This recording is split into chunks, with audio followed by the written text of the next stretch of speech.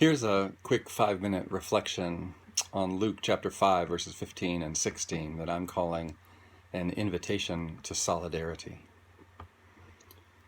But now more than ever, the word about Jesus spread abroad, and the crowds would gather to hear him and to be cured of their sicknesses. But Jesus would often withdraw to lonely places and pray. At first glance, to withdraw doesn't sound very faithful. We prefer to associate faithfulness with action. The warrior charging into battle, the firefighter climbing the stairs of a burning building, the medic flying into a distant land in the wake of a natural disaster. These are the kinds of people we honor and admire. We call them heroes, and rightly so. And there are heroes in our midst during this time of crisis. But most of us are not being called to action. We're being told to stay in our homes, to shelter in place, to practice social distance, to withdraw. The 5th chapter of the Gospel of Luke tells us that Jesus often withdrew to lonely places and prayed. Luke places this tantalizing note between two healing stories, just after the story of Jesus healing a man with leprosy and just before the story of his healing a man who has been paralyzed. Luke was a physician, and he clearly wants to communicate that healing is a very Jesus-like thing to do.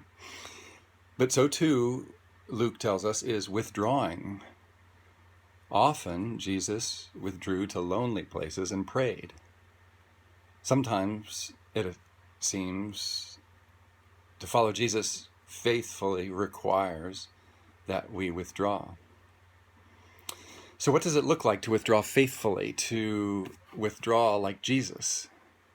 The clearest indicator from Luke's portrayal is that when Jesus withdrew, he prayed, and this will come as no surprise to anyone who's read the gospel. Jesus is portrayed consistently as shaped profoundly by the practices of prayer.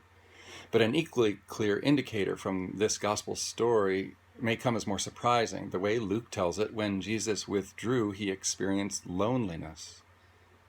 And this, I find, opens up onto a great mystery. To be lonely is to long for the company of others. It's a paradox. It's a beautiful paradox. To be lonely turns our hearts and minds toward others. And who were the others that Jesus thought about and prayed about and longed for when he withdrew to lonely places? He thought and prayed and longed for those who suffered. This longing would prove so great that he would eventually adopt suffering as the very central practice of his life, a life poured out for all those who suffer. We all suffer, of course, for to be human is to know suffering, but we do not all suffer equally. And Jesus longed the most for those who suffered the most. I can't remember where I first heard it, but I believe it to be true. Jesus' heart breaks the most for those whose hearts are the most broken. So if we do this loneliness thing right, we will be called into a greater sense of longing for our fellow human beings. And we will be called into a deeper sense of solidarity with those who suffer.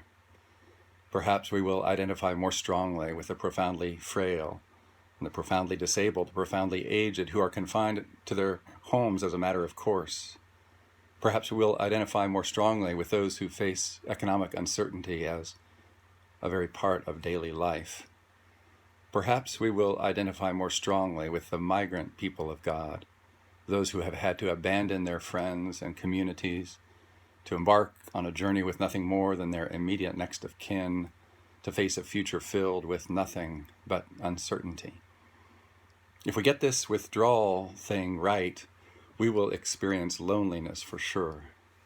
But when the season of withdrawal comes to a close, we will find ourselves better equipped than ever to follow Jesus and better prepared to lay down our lives as a living sacrifice in a world filled with suffering. So this is my prayer for you this day, that you will find your heart breaking the most for the most heartbroken, and that you will experience this season of withdrawal and loneliness as an invitation to solidarity.